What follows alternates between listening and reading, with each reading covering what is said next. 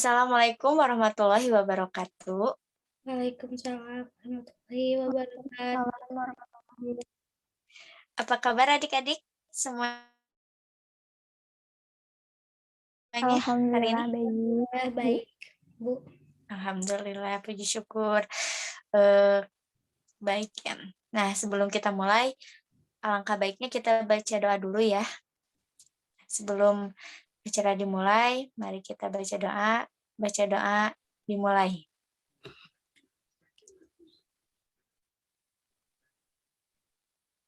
Baca doa selesai. Halo, terdengar suara Ibu?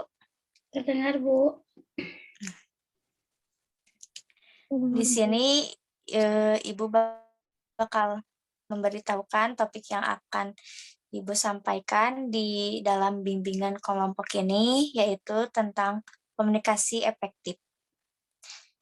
Sebelum lanjut, ada yang tahu komunikasi itu apa? Komunikasi adalah apa ya? Sering dengar sih, cuman gimana ya? Susah untuk dikatakan gitu, Bu. Tahu gitu apa arti komunikasi, tahu. Cuman kalau disebutin misal apa itu komunikasi susah juga sih. Itu. Untuk ininya, kita mengeluarkan kata-katanya gitu ya? Ya, Bu, kayak gitu. Kan kayak gini juga komunikasi kan ya, Bu, ya namanya, Bu. Oh iya, sebelum lebih lanjut, Ibu belum ngecek absennya ya, terlebih dahulu. Absen dulu kalian, terlebih dahulu ya. Ulfa Siti Holidah, hadir. Bu. Hadir. Siti Fatimah, Kayaknya jaringan deh, Bu, Siti. Siti Fatimah ada jaringannya ya, kendala jaringan. Baik, kalau Astria Chandrawulan dari? Astria izin, Bu, mamahnya lagi sakit. Oh izin, mamanya lagi sakit ya. Mudah-mudahan mamanya cepat sembuh ya. Amin. Siva hadir. Hadir, Bu. Baik, sebelumnya Ibu bakal menjelaskan dulu ya tentang apa sih tujuan dari bimbingan kelompok ini. Ya. Tujuannya yaitu adalah peserta didik atau konseli dapat memahami pentingnya berkomunikasi untuk menyampaikan pesan, ide, atau gagasan dalam hidup bermasyarakat. Paham? Siap, Bu, paham. Belum ini kita main game dulu ya, terlebih dahulu. Ya, Ibu Bu. punya tebakan buat kalian. Nah, tebakan yang pertama adalah lemari apa yang bisa masuk ke dalam saku? Ayo, siapa yang tahu? Lemari apa yang bisa masuk saku? Lemari buan. Bener kan? Lupa benar. Ya, lupa benar. Nah, sekarang apa bahasa Cinanya aneka macam sayur? Ayo, apa? Ada yang tahu? Capcay. Iya. Lupa benar lagi. Benda kecil apa yang bisa mengeluarkan orang? Benda apa ya? Apa, Bu? Ya. Benda kecil apa yang bisa mengeluarkan orang?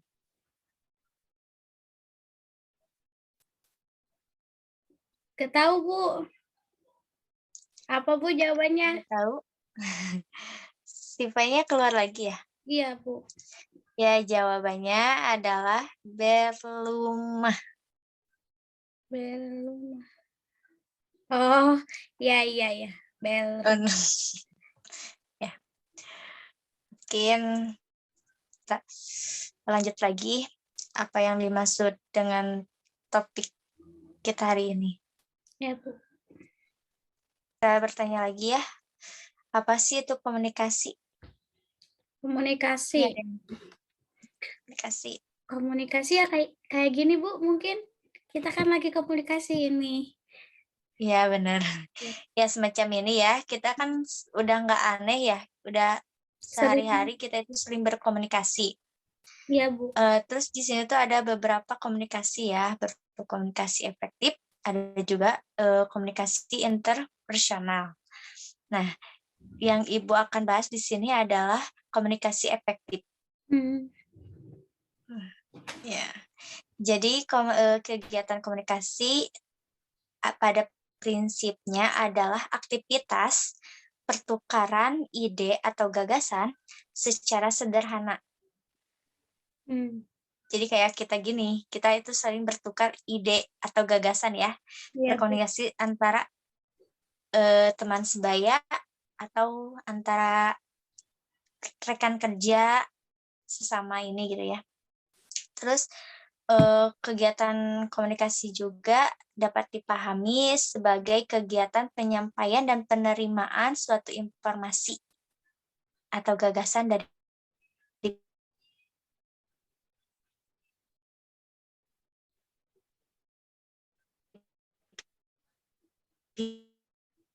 pihak lain. Ya dulu nggak sebelumnya terkait komunikasi?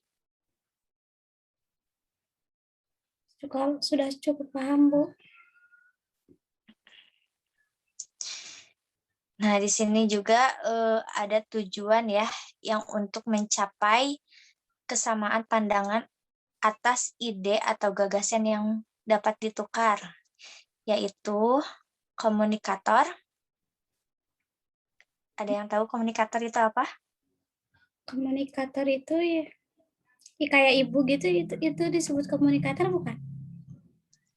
Ya, benar.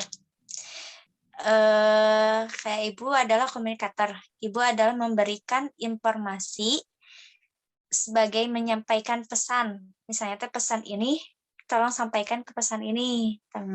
Jadi Ibu itu sebagai komunikator. Nah, terus ada juga pesan. Ada yang tahu pesan apa?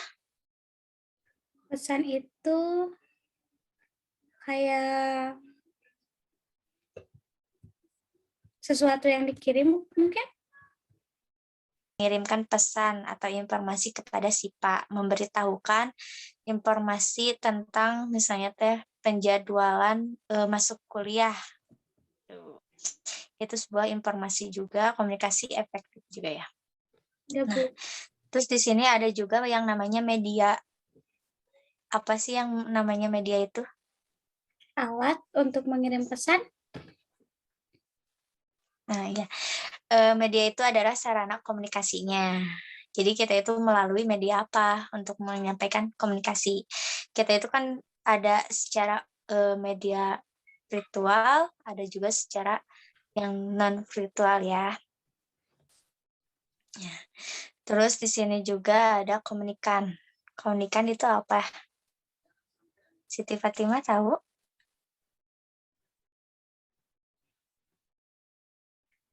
Iya, Bu. Apa yang dimaksud dengan komunikan?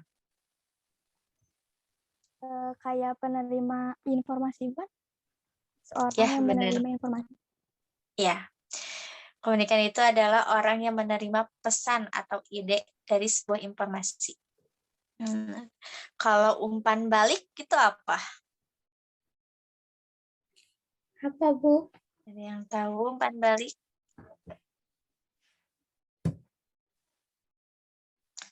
Apa, Bu? Umpan balik itu adalah respon dari komunikasi terhadap pesan yang diterima. Jadi seperti Ibu menyampaikan sebuah informasi kepada kalian, kalian itu meresponnya. Jadi itu umpan baliknya. Nah, gitu. Terus di sini juga ada tujuan, ada fungsi komunikasi, yaitu untuk membangun konsep diri, terus eksistensi diri, kelangsungan hidup, memperoleh kebahagiaan, terus terhindar dari tekanan atau tegangan. itu fungsinya untuk berkomunikasi. Terus ada hal yang kebiasaan positif dalam komunikasi. Kalau hal positif dalam komunikasi itu apa? Coba kayak gimana? Mungkin sikap saat berkomunikasi itu bukan? Ya, bisa itu juga. Jadi misalnya teh ya, Ulfa itu berkata spontan terhadap spontan ya terhadap Siti Fatimah, dan Siti Fatimah itu meiyahkan, berkata iya. Itu hal yang positif. Kalau hal yang negatifnya kayak gimana? Menjawab tidak. Kayak gitu bukan? Iya, benar. Itu benar banget. Benar sekali. Berarti kalau hal negatifnya itu kalau misalnya Ulfa bilang spontan kepada Siti Fatimah, berarti Ulfa itu menjawabnya, Siti Fatimah itu menjawabnya tidak. Nah, itu hal yang negatifnya. Berarti kita itu, jadi Ulfa Siti Fatimah itu merespon dengan tidak baik gitu. Nah, bagaimana sih menjadi pembicara yang efektif itu? Komunikasi yang efektif? Ulfa tahu? Dengan cara yang sopan, baik, mungkin kayak gitu. Ya, bisa. Di sini tuh ada terbagi jadi 3 ya, menjadi 3 bagian pembicara yang efektif. Komunikasi yang efektif adalah salah satunya, yang pertama perilaku pembicara yang agresif. Adalah cara berbicara yang bersifat kontraksi, kasar, keras, terus si pembicara itu tidak tertarik akan apa yang dia katakan, jadi tidak mau didengar. Ya. Itu yang kalau agresif. Terus ada perilaku yang pasif. Perilaku yang pasif adalah kebalikan dari agresif. Si pembicara berusaha menenangkan lawan bicara, cenderung berbicara secara halus, khawatir melakukan kesalahan. Nah, itu jadi si pasif itu kebalikannya dari agresif. Dan yang terakhir ada perilaku pembicara asertif. Adalah pembicara secara langsung, jujur, dan bertoleransi pada tujuan, menggunakan kemampuan mendengarkan secara aktif. Nah, perilaku asertif ini cenderung membina sesuatu dalam hubungan positif jangka panjang, saling menghormati, dan saling memuaskan kepentingan lawan bicaranya. Paham? Itu bagaimana menjadi pembicara yang efektif. Seberapa pentingnya sih kita memperhatikan komunikasi?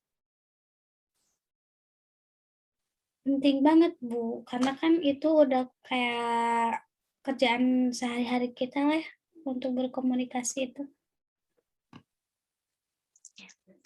Benar, penting ya, sangat penting banget, sangat penting berkomunikasi itu jadi sebagai kegiatan kita sehari-hari. Nah, salah satunya adalah proses komunikasi yang secara berlangsung sehingga menyebabkan komunikasi itu tidak efektif adalah tidak memperhatikan pesan dengan baik ketika orang lain sedang berkomunikasi, menyampaikan komunikasi atau informasi. Paham? Paham, Bu. Baik. Terus hal apa sih yang perlu kita perhatikan dalam komunikasi? Di sini ada beberapa hal ya yang harus kita perhatikan adalah kontak mata. Kita itu berkomunikasi memperhatikan kotak mata juga ya. Kotak mata itu adalah sebagai hal yang dilakukan oleh seorang pembicara yang baik adalah tatapan lawan bicaranya dengan sambil reda untuk memulai sebuah pembicaraan. Jadi seperti kita itu berkomunikasi untuk berkontak mata. Jadinya kalau kontak mata. Terus ada juga yang ekspresi wajah. Ekspresi wajah merupakan cerminan kepribadian individu yang mengungkapkan pikiran yang sedang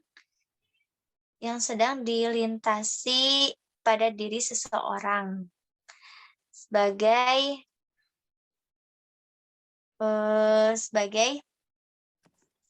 contohnya adalah sebuah senyuman terungkap saat kita berkomunikasi. Lalu di sini ada postur tubuh. Postur tubuh juga sangat berpengaruh untuk kita berkomunikasi. Jadi postur tubuh, setiap gerak-gerik tubuh pada saat berbicara mestinya dikoordinasikan dengan kekuatan meyakinkan dari diri kita. Mereka itu bisa semacam menambahkan sebuah informasi yang efektif gitu. Terus ada juga selera berbusana. Busana juga ini sangat penting ya. Kita berkomunikasi menimbulkan dengan kesan.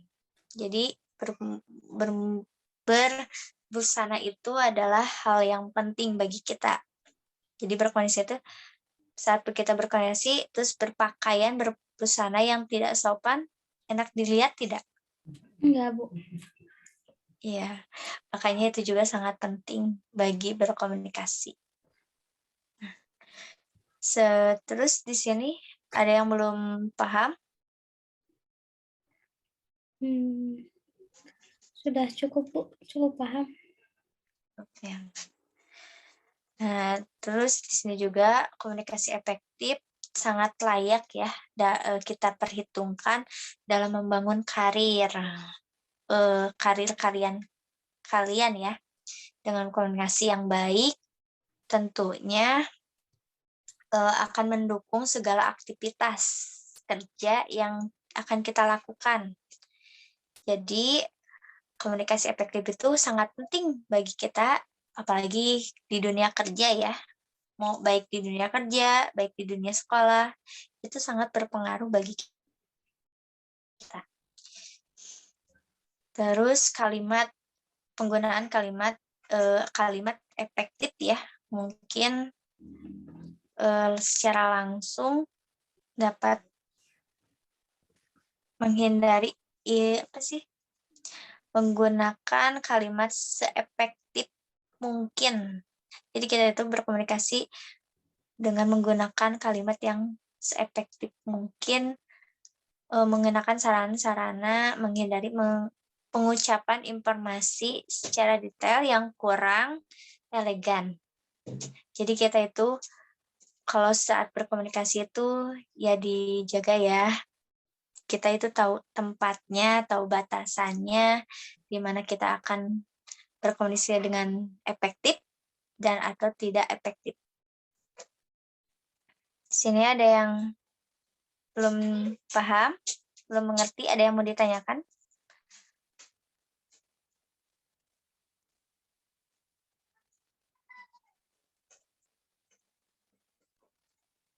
Nggak ada, Bu.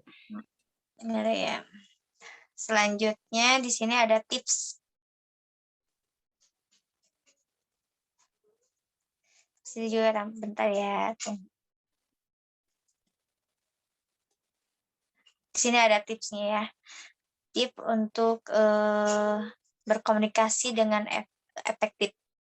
Ada yang tahu tipsnya kayak gimana?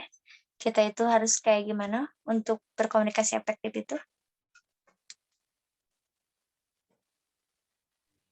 Nggak tahu, Bu. Nah, di sini itu komunikasi yang efektif itu sebagai berkomunikasi yang baik ya, berikutnya adalah tipsnya, kenali konsep diri Anda sendiri.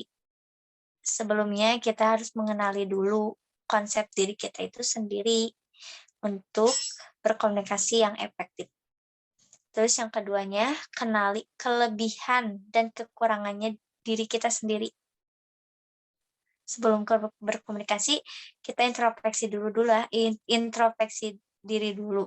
Jadi kekurangan kita itu apa, kelebihan kita itu apa. Jadi biar kita itu tidak salah mengucapkan, berkomunikasi. Terus tetapkan tujuan komunikasi kita. Kita harus tujukan komunikasi kita yang efektif tuh satu tujuan. Jadi tidak melenceng ke sana ke sini. Terus di sini ada gali manfaat dari komunikasi yang akan terjadi. Jadi kita teh ambil hikmahnya, ambil satu manfaat dari komunikasi yang sudah kita komunikasikan, informasikan gitu ya. Terus ada juga buat draft pembicaraan. Kita itu membuat dulu terlebih dahulu pembicaraan. Apa sih yang akan kita bicarakan itu? Dan selanjutnya kuasai topik pembicaraan.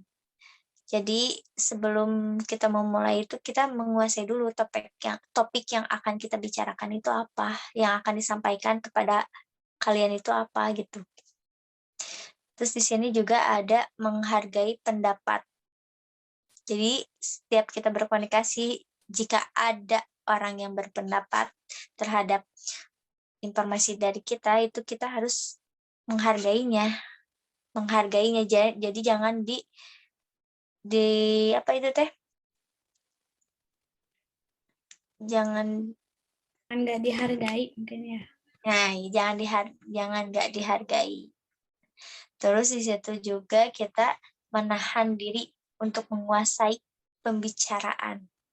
Jadi saat orang yang sedang bicara, kita itu pengen bicara, kita tuh harus menahan diri dulu untuk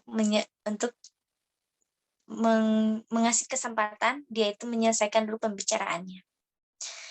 Lalu kita pertahankan kontak mata. Dalam komunikasi adalah kita itu harus mempertahankan kontak mata kita. Terus di situ ada empati terhadap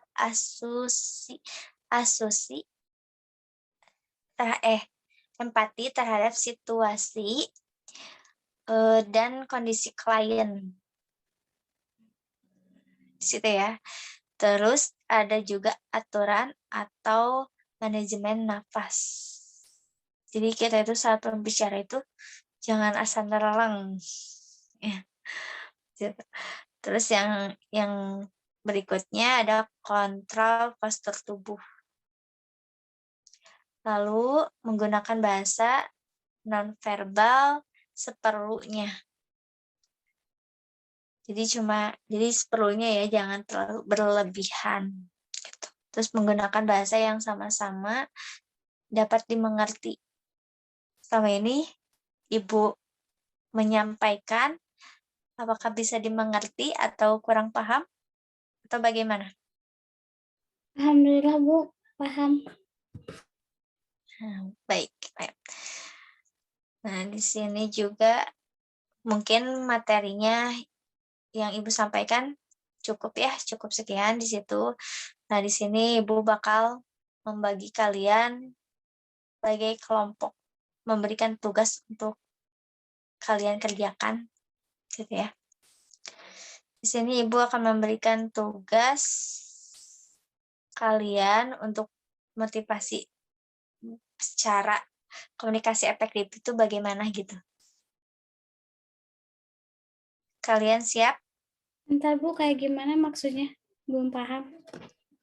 Ya. Jadi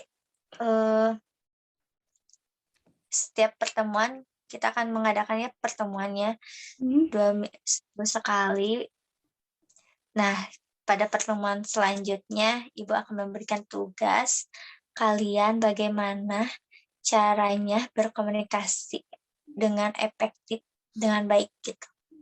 Oh, jadi maksudnya Sama teman sebaya aja gitu. Jadi maksudnya menurut saya pribadi, bagaimana cara berkomunikasi dengan efektif kita kayak gitu, bukan Bu? Iya, bisa. Ya kayak gitu juga. Terus kita itu dipraktekkan ya, cara berkomunikasi efektif itu dengan teman sebaya atau dengan itu bagaimana gitu. Baik Bu. Paham? Paham. Nah, baik ya. Mungkin cukup sekian dulu ya. Nanti kita bertemu lagi di lain hari di pertemuan berikutnya. Semoga materi yang Ibu sampaikan dapat dimengerti, dapat dipahami, dan dapat diterapkan, dimanfaatkan ya sebaik mungkin. Siap Bu. Kalau begitu sudah tahu ya tugasnya nanti buat minggu depan apa? Tuliskan menurut masing-masing bagaimana cara berkomunikasi dengan efektif. Benar. Nah, nanti setelah pertemuan berikutnya, Ibu akan menanyakan ya tugasnya bagaimana gitu. Pengen tahu bagaimana caranya kalian itu berkomunikasi dengan efektif. Ya, baik Bu. Nah, mungkin pembahasan materi yang Ibu sampaikan cukup sampai di sini dulu ya. Kita akhiri dengan alhamdulillah, mengucapkan alhamdulillah, dan kita berdoa, alhamdulillah ya, kita berdoa sebelum mengakhiri pertemuan bimbingan kelompok ini. Sebelum kita akhiri, baca doa, dipersilahkan.